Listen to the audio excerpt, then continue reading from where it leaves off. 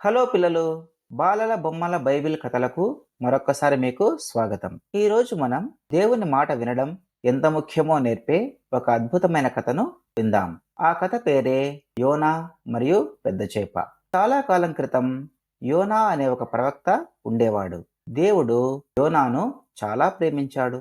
ఒకరోజు దేవుడు యోనాతో ఏమన్నాడంటే, యోనా, నీనెవే అనే పెద్ద నగరానికి వెళ్ళు.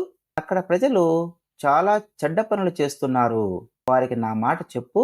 వారు తమ తప్పులను సరిదిద్దుకోవాలి అని చెప్పు అని ఆజ్ఞాపించాడు.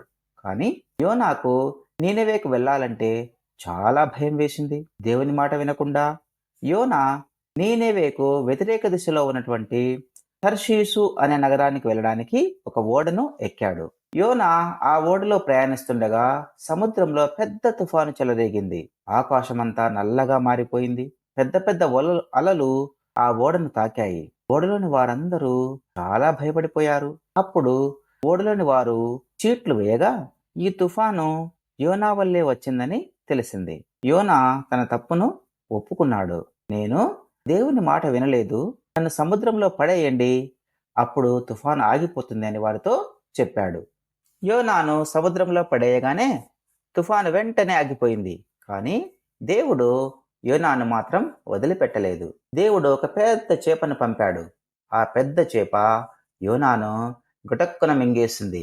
యోనా ఆ పెద్ద చేప కడుపులో 3 పగుళ్ళు 3 రాత్రులు ఉన్నాడు. అక్కడ చాలా చీకటిగా, ఒంటరిగా అనిపించింది.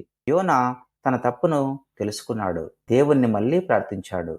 దేవా, నన్ను క్షమించు, నేను నీ మాట వింటాను అని యోనా దేవునితో వేడుకున్నాడు. అప్పుడు దేవుడు యోనా ప్రార్థన విన్నాడు.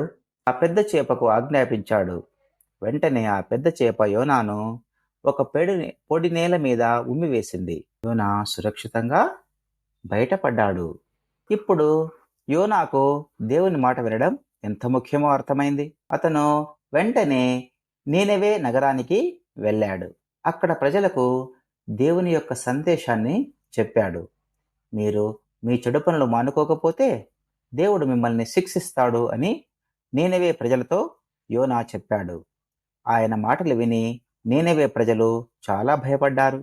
వారు తమ తప్పులను తెలుసుకుని పశ్చాత్తాపపడ్డారు. దేవుణ్ణి వారంతా ప్రార్థించారు. దేవుడు వారి పశ్చాత్తాపాన్ని చూసి వారిని కూడా క్షమించి వదిలిపెట్టాడు. వారిని ఆయన శిక్షించలేదు. చూసారా పిల్లలు, దేవుని మాట వినడం ఎంత ముఖ్యమో ఈ కథ మనకు నేర్పిస్తుంది. మనం తప్పు చేసినప్పుడు దేవుణ్ణి ప్రార్థించి క్షమించమని అడిగితే దేవుడు మనల్ని తప్పకుండా క్షమిస్తాడు. దేవుడు చాలా దయగలవాడు. పిల్లలు, ఈ కథ మీకు నచ్చిందా? త్వరలో మరో కొత్త బైబిల్ కథతో మీ ముందుకు వస్తాను. అప్పటి వరకు సెలవు.